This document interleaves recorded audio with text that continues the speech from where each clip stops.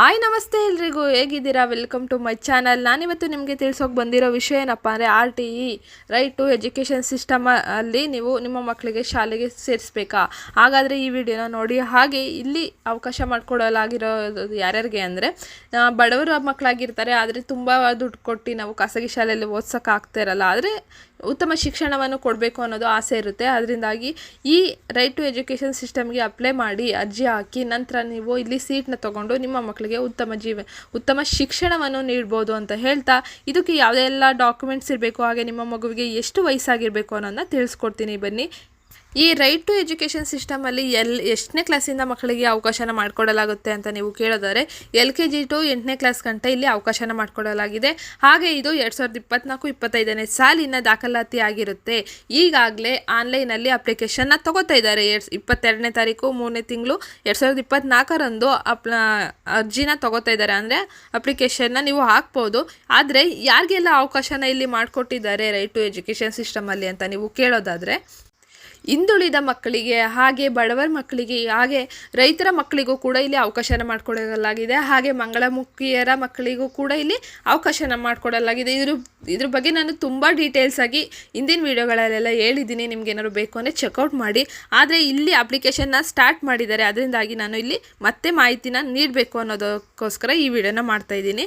ಇಲ್ಲಿ RTEಗೆ ಒಳಗಾದ ಎಲ್ಲ ಖಾಸಗಿ ಶಾಲೆಗಳಲ್ಲಿ 25% ಸೀಟ್ನ ನಿಮಗಾಗಿ ನೀಡಲಾಗುತ್ತದೆ. ಅದರಿಂದಾಗಿ ನೀವು ಪ್ಲೀಸ್ ಅಪ್ಲಿಕೇಶನ್ನ ಅಪ್ಲೈ ಮಾಡಿ, ಹಾಗೆ ಸೀಟ್ ತೊಗೊಳ್ಳಿ, ಮಕ್ಕಳಿಗೆ ಉತ್ತಮ ಶಿಕ್ಷಣವನ್ನು ನೀಡಿ ಅಂತ ಹೇಳ್ತಾ, ಹಾಗೆ LKG ಮಕ್ಕಳಿಗೆ ಅಪ್ಲೈ ಮಾಡಬೇಕು ಅಂದರೆ ನಿಮ್ಮ ಮಗುವಿಗೆ ಎಷ್ಟು ವರ್ಷ ಆಗಿರಬೇಕು ಅಂತ ನೀವು ಸುಮಾರು ಜನ ಕೇಳಿದ್ದೀರಾ.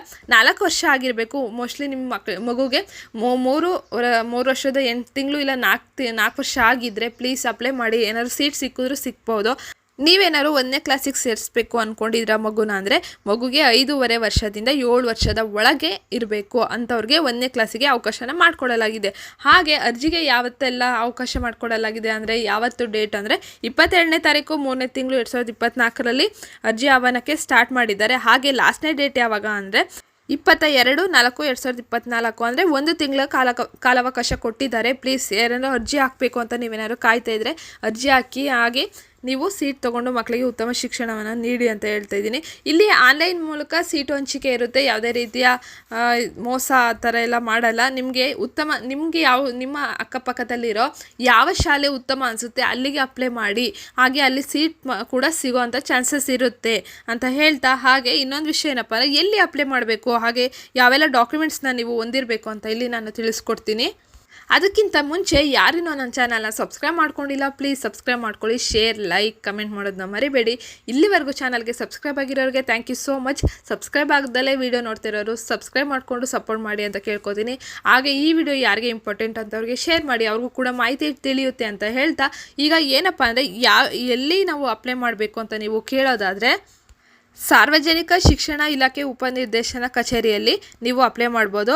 ಹಾಗೆ ಬೆಂಗಳೂರು 1, ಗ್ರಾಮ 1, ಕರ್ನಾಟಕ 1 ಇತರೆ ಕಂಪ್ಯೂಟರ್ ಸೆಂಟರ್ಗಳಲ್ಲಿ ನೀವು ಅರ್ಜಿ ಹಾಕಿ ನಿಮ್ಮ ಮಗುವಿಗೆ ಸೀಟ್ನ ತೊಗೋಬೋದು. ಹಾಗೆ ಏನೇನೆಲ್ಲ ಡಾಕ್ಯುಮೆಂಟ್ಸ್ ಇರಬೇಕು, ದಾಖಲೆಗಳಿರಬೇಕು ಅಂತ ನೀವು ಕೇಳೋದಾದರೆ, ನಿಮ್ಮ ಮೊಬೈಲ್ ನಂಬರ್ ಇರಬೇಕು, ಫೋಟೋ, ಆಧಾರ್ ಕಾರ್ಡ್, ಹಾಗೆ ಆದಾಯ ದೃಢೀಕರಣ ಪತ್ರ. ನಿಮ್ಮ ಮಗುವಿಗೆ ಏನಾದ್ರು ಆಧಾರ್ ಕಾರ್ಡ್ ಮಾಡಿಸಿಲ್ವಾ? ಹಾಗಾದರೆ ನಿಮ್ಮ ಮಗುವಿನ ಜನನ ಪತ್ರವನ್ನು ನೀವು ತೊಗೊಂಡೋಗಿ, ಮಿಸ್ ಮಾಡಬೇಡಿ. ಹಾಗೆ RD ನಂಬರ್ ಇರಬೇಕು. ಆದಾಯ ದೃಢೀಕರಣ ಪತ್ರದಲ್ಲಿ RD ನಂಬರ್ ಪ್ರಮುಖವಾಗಿರುತ್ತೆ. ಯಾಕಂದರೆ ಇಲ್ಲಿ ಸರ್ಕಾರದ ಉದ್ದೇಶ ಏನಾಗಿದೆ ಅಂದರೆ, ಹಿಂದುಳಿದ ಮಕ್ಕಳಿಗೆ, ಅಂದರೆ ಕಡು ಬಡವರ ಮಕ್ಕಳಿಗೆ ಉತ್ತಮ ಶಿಕ್ಷಣವನ್ನು ನೀಡಬೇಕು ಅನ್ನೋ ಆಸೆ ಇರೋರಿಗೆ ಇಲ್ಲಿ ಅವಕಾಶನ ಮಾಡಬೇಕು ಅನ್ನೋದು ಇಲ್ಲಿ ಸರ್ಕಾರದ ಮೇನ್ ಉದ್ದೇಶ ಆಗಿರುತ್ತೆ. ಅದರಿಂದಾಗಿ ಯಾರು ತುಂಬ ಕೆಳಮಟ್ಟದಲ್ಲಿ ಇರ್ತಾರೆ, ಅಂದರೆ ತುಂಬ ಕಡು ಬಡವರಾಗಿರ್ತಾರೆ, ಶಿಕ್ಷಣ ಕೊಡ್ಸೋಕ್ಕಾಗಲ್ಲ, ಉತ್ತಮ ಶಿಕ್ಷಣವನ್ನು ಕೊಡಿಸ್ಬೇಕು ಅಂದ್ಕೊಂಡಿರ್ತಾರೆ, ಅಂಥವ್ರಿಗೆ ಇಲ್ಲಿ ಅವಕಾಶನ ಮಾಡಿಕೊಡ್ಬೇಕು ಅಂತ ಸರ್ಕಾರದ ಮೇನ್ ಉದ್ದೇಶ ಆಗಿರುತ್ತೆ. ಇನ್ನೊಂದು ವಿಷಯ ಏನಪ್ಪ ಅಂದರೆ, ನಿಮ್ಮ ಸುತ್ತಮುತ್ತಲಿನ ಶಾಲೆಗಳನ್ನೇ ಆಯ್ಕೆ ಮಾಡಿ. ಯಾಕಂದರೆ ಮಕ್ಕಳಿಗೆ ಕಳಿಸೋದು ಕರ್ಕೊಬರೋದು ಎಲ್ಲ ತುಂಬ ಹಿಂಸೆ ಆಗುತ್ತೆ. ಅದರಿಂದಾಗಿ ನಿಮ್ಮ ಸುತ್ತಮುತ್ತಲೇ ಇರುವ ಉತ್ತಮ ಶಿಕ್ಷಣ ಯಾವ ಸ್ಕೂಲಲ್ಲಿ ನೀಡ್ತಾರೆ ಅನಿಸುತ್ತೆ ನಿಮಗೆ, ಆ ಶಾಲೆಗಳನ್ನ ಆಯ್ಕೆ ಮಾಡಿ. ಅದರಲ್ಲಿ ಯಾವುದಾದ್ರು ಒಂದು ಶಾಲೆಯಲ್ಲಿ ನಿಮ್ಮ ಮಗುವಿಗೆ ಸೀಟ್ ಸಿಗೋಂಥ ಅವಕಾಶ ಇರುತ್ತೆ. ಹಾಗೆ ಇನ್ನೊಂದು ವಿಷಯ ಹೇಳಬೇಕಂದ್ರೆ, ಇಲ್ಲಿ 2 ಸಲ ಸೀಟ್ ಹಂಚಿಕೆ ಮಾಡ್ತಾರೆ. ಯಾಕಂದರೆ ಫಸ್ಟ್ನೇ ಸಲ ಆಯ್ಕೆ ಆಗಿರ್ತಾರೆ, ಅವ್ರು ಯಾವುದೇ ರೀತಿ ಡಾಕ್ಯುಮೆಂಟ್ಸ್ನ ಕೊಟ್ಟಿರಲ್ಲ, ಇಲ್ಲಾಂದರೆ ಬಂದು ಶಾಲೆಗೆ ಅಡ್ಮಿಷನ್ ಮಾಡಿರಲ್ಲ, ಅಂಥ ಸೀಟ್ಗಳು ಉಳಿದಿರುತ್ತೆ. ಆ ಸೀಟ್ಗಳನ್ನ ಮತ್ತೆ ಎರಡನೇ ರೌಂಡಲ್ಲಿ ನಿಮ್ಮ ಮಗುವಿಗೂ ಸೀಟ್ ಸಿಗೋವಂಥ ಚಾನ್ಸಸ್ ಇರುತ್ತೆ.